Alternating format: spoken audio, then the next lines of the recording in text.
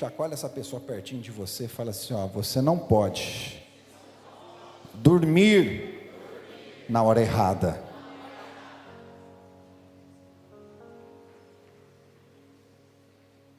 Tem gente que está dormindo na hora que não é para dormir,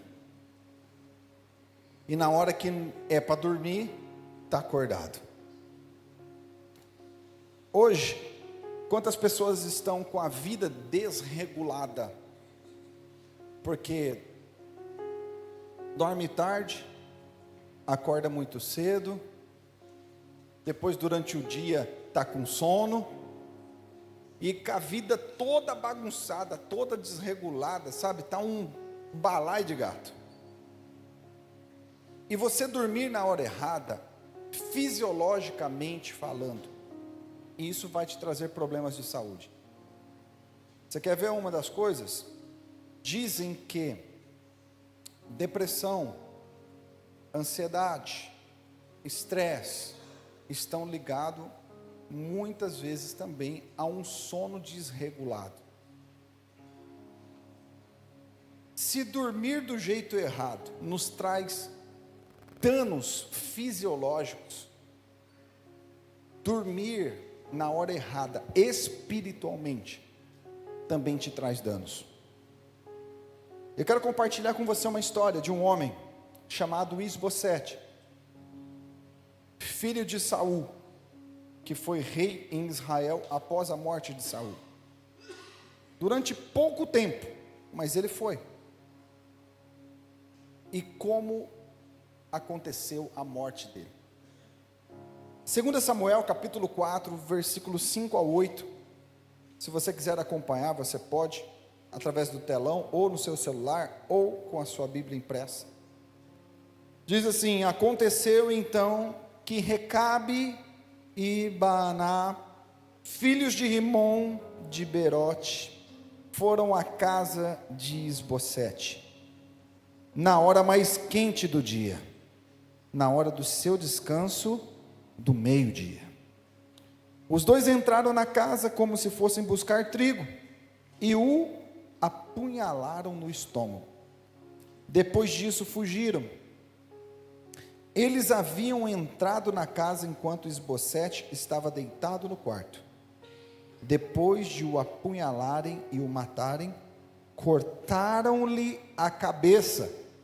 Levando-a consigo, viajaram toda a noite pela rota Arabá. Levaram a cabeça de Isbosete a Davi em Hebrom e lhe disseram: aqui está a cabeça de Isbosete, filho de Saul, o teu inimigo, que tentou tirar-te a vida.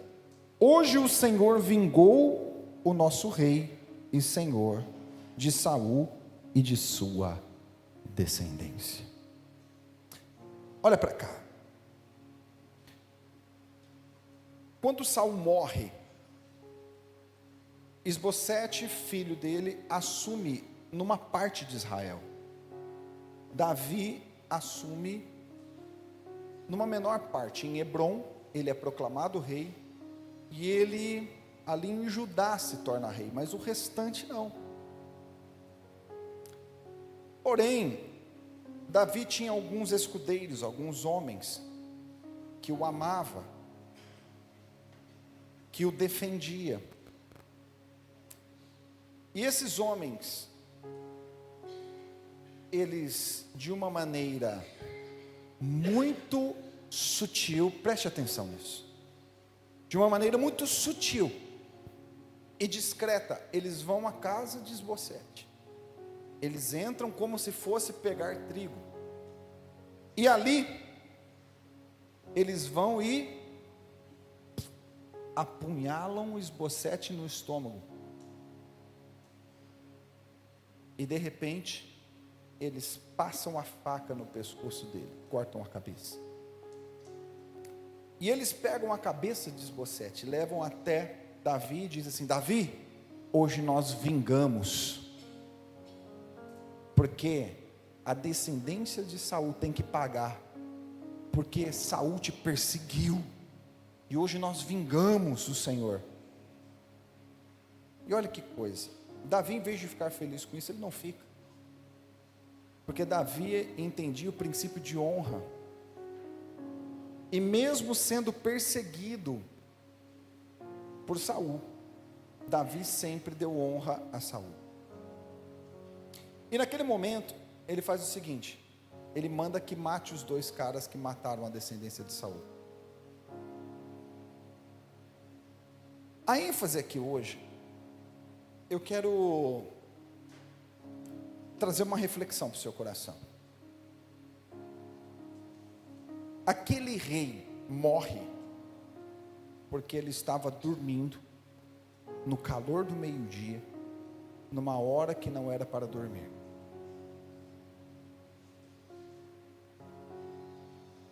Se nós, por algum motivo, de repente, estamos vivendo uma estação da nossa vida, onde nós estamos muito acomodados, dormindo enquanto o Senhor falou, levanta, nós estamos correndo sérios riscos. Porque o inimigo, ele é sutil, discreto, de leve. O inimigo nunca vem para nos derrubar de chifre, capa e tridente. Mas o inimigo, para nos derrubar, ele vem de maneira muito sutil. Nós precisamos entender quem são os nossos inimigos. Eu vou te falar de 2 que a Bíblia fala. 1 Pedro capítulo 5, versículo 8, diz assim: estejam alertas e vigilantes, o diabo, vosso adversário, ronda como leão, rugindo e procurando a quem devorar. Então, o primeiro inimigo que o cristão tem é o diabo. O segundo inimigo que nós temos, está aqui em Gálatas capítulo 5, 17, diz assim: pois a carne deseja o que é contra o Espírito, e o Espírito o que é contra a carne, e eles estão em conflito um com o outro, de modo que vocês não fazem o que desejam. Se está em conflito é porque não é aliado, se está em conflito é porque é inimigo. Nós temos um inimigo em comum, que é o diabo e nossa carne. Só que, você sabe o que me chama a atenção? A orientação da palavra para o diabo é resistir ao diabo, e ele fugirá de vós. Então, com o diabo, o que a gente faz? Resiste, e ele foge. Mas a orientação para a carne é: mata. A carne você não vence ela resistindo, você vence ela matando, crucificando. Porque se você for tentar resistir à sua carne, você não conseguirá vencê-la. Eu lembro de uma vez, tinha uma pessoa que eu amava muito, era um discípulo muito querido, e essa pessoa estava muito bem com Deus. Um dia essa pessoa disse assim: eu posso estar na roda que eu quero, eu posso estar aonde eu quero, que isso não me afeta, porque eu estou muito bem com Deus. Infelizmente, essa pessoa nunca mais pôs o pé dentro de uma igreja, porque com carne não se brinca. Carne você não resiste, carne você mata. E eu estou falando isso para você, sabe por quê, queridos? Deixa eu te falar uma coisa, isso é muito sério que eu vou falar. As coisas acontecem de uma maneira muito discreta. Quantos homens, quantas mulheres hoje se tornaram escravos da pornografia? Você sabe como que isso começa? Rede social. Eu olho, dou um like, e já começa aqui a primeira orientação: homem casado não dá like em nada de outra mulher. Espera aí, tem alguém vivo aqui ou não? Eu vou dar uma chutada na canela de uns hoje, mas vai ser para o teu bem, amém? homem casado não fica comentando e curtindo nada em nada de outra mulher. Você tem que saber o teu lugar. Mulher casada não vai ficar assim, ai lindo, ai tchuki-tchuki. Não, você não vai fazer isso. Porque sabe o que acontece? É muito discreto o negócio. Um dia você olha, outro dia você curte, outro dia você comenta, no outro dia você está vendo a dancinha sensual. Você olha, né? Ai. Aí no outro dia você vê outra dancinha, aí no outro dia você está olhando outra coisa. Daqui a pouco você está vendo a pornografia. E da pornografia, daqui a pouco a tua mente está impura. Daqui a pouco da tua mente estar impura, para toda mulher que você olha, você acha que é um pedaço de carne. Daqui a pouco você olha para tua esposa e quer que ela faça o que garotas de programa faz. Daqui a pouco a tua virilidade foi embora porque você perdeu o prazer no real. Tudo começou de uma forma sutil. É só um rolê. É só um rolê, não é nada não. É só um... Acha? Eu estou aqui com a galera, todo mundo enche o potinho, mas eu não. Eu sou firmeza. É só um rolê. Um dia é só um rolê. No outro dia você acha que não tem problema. Daqui a pouco você já está na vibe assim, Jesus bebeu, eu também posso.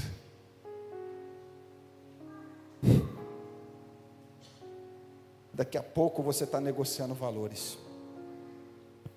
Daqui a pouco você está fazendo o que a banca faz. Mas tudo começou com um rolê.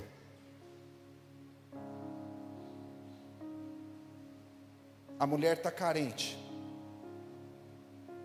E o cara do serviço, de repente, é muito gentil. O vizinho é muito gentil.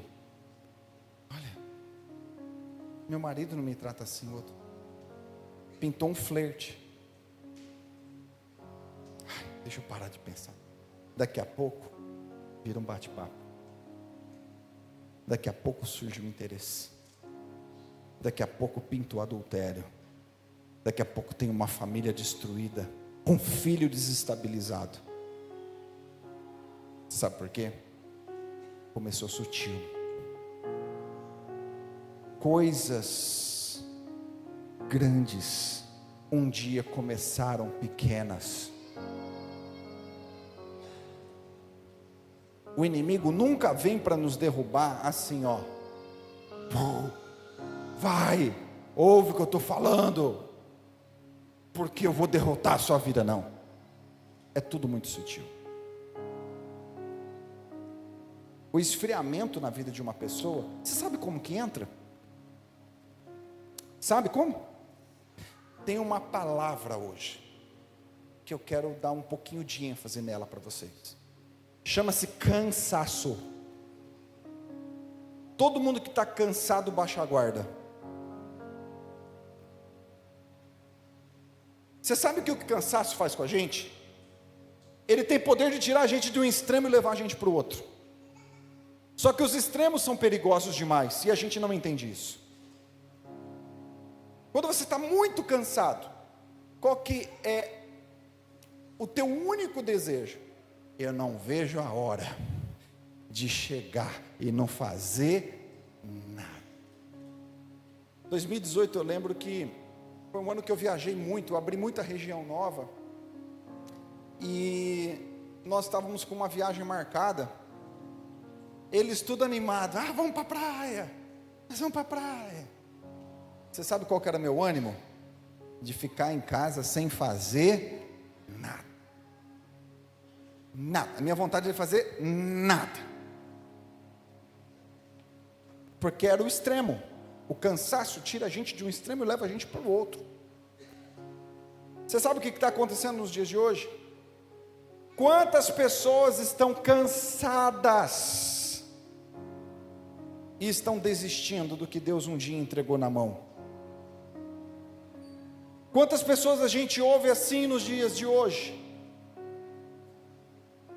Eu já trabalhei tanto na igreja, eu já fiz tantas coisas na igreja, eu já me envolvi tanto, eu já me dediquei tanto, eu já fiz tanto, e hoje eu cansei, por isso eu não faço nada, por isso eu entro na igreja, acabo o culto, eu vou embora, não cumprimento ninguém, não falo com ninguém, e tchau. O cansaço te levou para um outro extremo, só que você não está entendendo, isso está te matando, e você não está entendendo, porque a distância faz você esfriar, a distância faz você morrer na fé. Quando a gente perde o contato um com o outro, a gente passa a morrer na fé, e não consegue compreender isso. Quantas vezes eu virei para esses meninos aqui e falei assim: gente, eu preciso de vocês. Quando vocês estão vindo orar cedo na igreja, me motiva para estar aqui, porque eu preciso de vocês. Quando eu vejo vocês, eu falo, eu tenho que ir, porque eles estão lá. Você sabe o que acontece? Porque a gente precisa um do outro. Esse papo de eu sou a igreja, é pessoa que nem sabe o que significa igreja. Porque igreja vem de eclésia, que significa movimento de pessoas. Não existe igreja sem um ajuntamento de pessoas, porque é um movimento. E por causa do cansaço, você está abrindo mão daquilo que Deus confiou na tua vida um dia. Você cansou, sabe por quê? Porque você desequilibrou. Você deveria ter parado algum dia, respirado, descansado, se recompor, se colocar de pé, mas não parar. Só que o cansaço faz isso com a gente. A gente sai de um lugar e vai para outro extremo. Agora eu não quero saber de nada, minha vibe é de boa, eu vou o dia que eu quero, a hora que eu quero, como eu quero. Só que você não está percebendo. Ou melhor, você sabe que você está frio, você está sem vida, porque você perdeu algo que a Bíblia sempre incentivou do início da igreja de Atos, que chama comunhão. Só que é muito discreto. O trabalhar do inimigo é discreto. A gente não percebe, na hora que a gente vai ver, a gente já está frio. Na hora que a gente vai ver, a gente já parou de orar. Na hora que a gente já viu, a gente perdeu o ânimo de estar no culto. Na hora que a gente percebeu, a gente já não tem mais prazer em ler a Bíblia. Na hora que a gente já viu, a gente não rela a mão num livro já não sei quanto tempo. Na hora que a gente já viu, a gente vem na igreja quando dá, quando quer, quando pode. Na hora que a gente já viu, o passeio se tornou mais importante do que estar em comunhão. Qualquer coisa entrou no lugar da oração. Qualquer coisa te motivou mais, porque foi sutil. Queridos, preste atenção nas coisas sutis. Preste atenção nos detalhes. Preste atenção do que tem te tirado da presença. Preste atenção o que tem feito você esfriar. Preste atenção o que tem endurecido o teu coração e muitas vezes você não tem percebido. Preste atenção nisso. Tem um despertamento de Deus para nós hoje. Se um rei caiu porque não vigiou, nós precisamos aprender com isso. Quando Jesus fala, por exemplo, em Mateus 26:41, vigiai e orai, para que não entreis em tentação. Na verdade, o espírito está pronto, mas a carne é...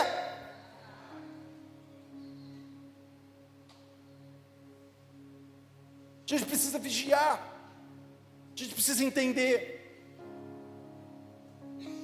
o que está gerando tudo isso na gente.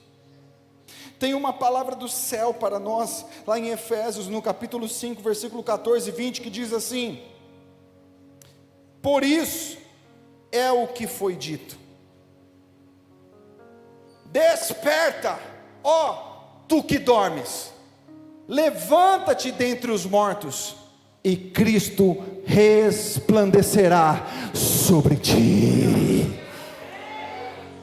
Me ajuda a pregar. Olha para essa pessoa perto de você e fala assim: desperta.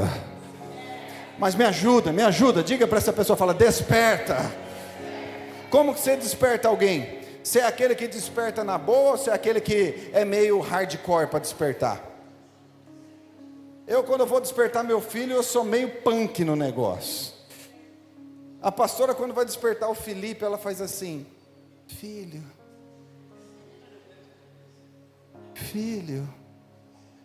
acorda, filho.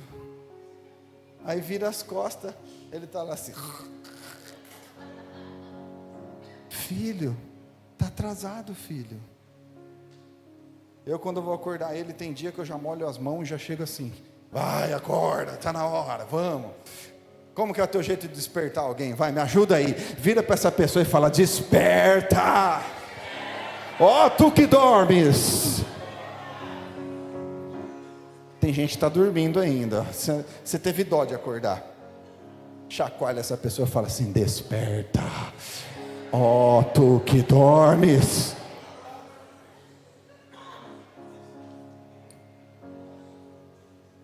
O versículo seguinte diz assim: tenham cuidado com a maneira de viver, que não seja como insensatos, mas como sábios, aproveitando ao máximo cada oportunidade, porque os dias são maus.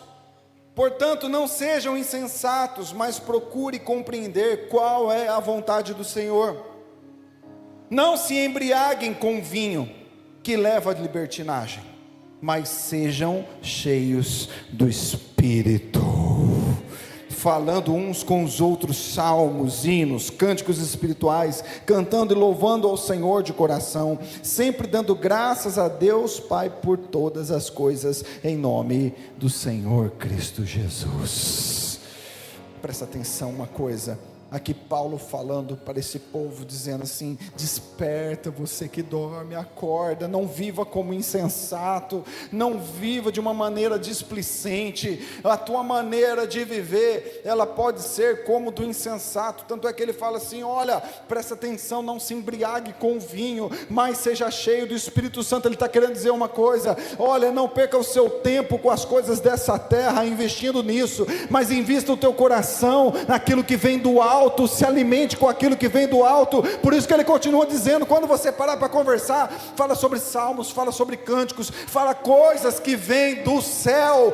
Você tem que entender algo: nós precisamos despertar nessa noite. O Senhor nos trouxe aqui para chacoalhar a gente, para tirar a gente da zona de conforto.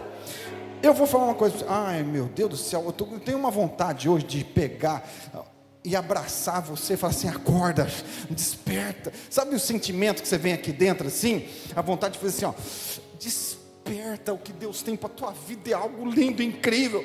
Sabe esse sentimento que eu estou aqui hoje? Se eu pudesse, eu abraçava todo mundo e falava: acorda, desperta. Irmãos, olha isso. Eu quero falar de uma história para me encaminhar para o final. Atos capítulo 20, versículo 9 e 12, conta a história de um jovem chamado Eutico. Diz assim: um jovem chamado Eutico, que estava sentado numa janela, adormeceu profundamente durante o longo discurso de Paulo, vencido pelo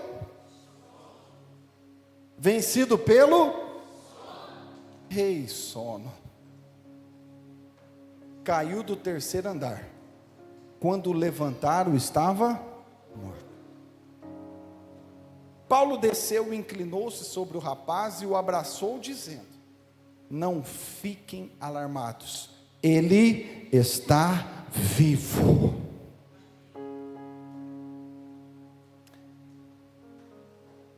Paulo ali pregando, e a Bíblia, se você ler o texto inteiro, diz que ele foi até meia-noite, e depois esse jovem, ele pegou no sono, ele caiu, morreu.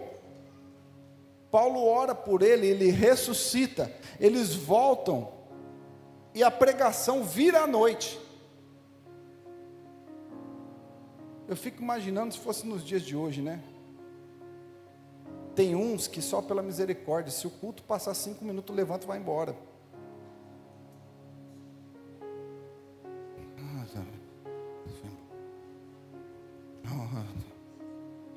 Pelo amor de Deus. Aqui o negócio, a hora estava avançada. E um deu uma piscada, né? Já pescou na pregação? Quem já pescou na pregação aí? Eu não posso revelar nomes aqui, mas de vez em quando eu vejo cara pescada. Umas tilápia, umas traíra. De vez em quando você olha assim, tem uns, né? Volta assim e fala, nossa, será que a unção está forte? Está sendo arrebatado? Só fala, Jesus, estou poderoso hoje pregando. Vai ver o sono. Aí eu fico olhando para ver se é os lábios que está mexendo. A pessoa está assim. Não, mas já foi, entendeu? É até engraçado, né? Quando tem madrugada com Deus. Aí fala, traz o travesseiro para apoiar a cabeça, né? Para não machucar tanto. Reveste o joelho, passa a noite orando, né? Aí você chega perto de uns assim, ó, você vê um silêncio, o silêncio da morte. Aí você chega perto assim, a pessoa acha que ouve os passos. A pessoa já está abençoando o diabo. Já está uma loucura. Quando o sono pega é um negócio terrível. Imagina o que Eutico passou. Está lá e pá, pum, cai de costas. Morre. Paulo vai lá, ora, ressuscita. Traz para cima de novo. Essa palavra falou tanto comigo, sabe por quê? Porque pode existir pessoas que estão vivendo um estado de morte espiritual. E Deus tem o poder de trazer vida àquele que está dormindo, àquele que está acomodado, àquele que perdeu a vontade de orar, àquele que perdeu a vontade de buscar, aquele que perdeu a intensidade no amor a Deus, aquele que pensou em abrir mão do chamado, aquele que pensou em desistir. Eu sinto uma unção nesse lugar de renovo, de restauração, de despertamento. Deus chamando pessoas, dizendo assim: o que eu tenho contigo ainda não acabou, o que eu tenho para a tua vida não ficou no esquecimento. Eu sinto Deus falando grandemente no nosso coração que um tempo novo está surgindo, que o tempo de estagnação está passando e o tempo da ativação do céu está chegando sobre a tua vida. Eu sinto essa unção nesse lugar. Eu sinto uma atmosfera. Eu sinto, sabe, o poder do Espírito Santo nesse lugar, transbordando uma unção que vai realmente gerar uma fome e uma sede no teu coração.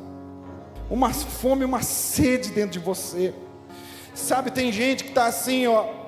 Pastor, aqui dentro está seco, aqui dentro está sem vida, aqui dentro, sabe, parece que eu não tinha mais vontade de orar, eu não tinha mais vontade de buscar, mas eu sei que está chegando um tempo onde Deus está chacoalhando vidas. O que você está sentindo no seu lugar não é a obra da sua emoção, mas é o Espírito Santo falando com você, trabalhando em você, no seu coração, no seu espírito, e falando que esse tempo de estagnação está passando. Eu creio que vai levantar vidas aqui, com uma fome e uma sede, com vontade de conhecer Deus.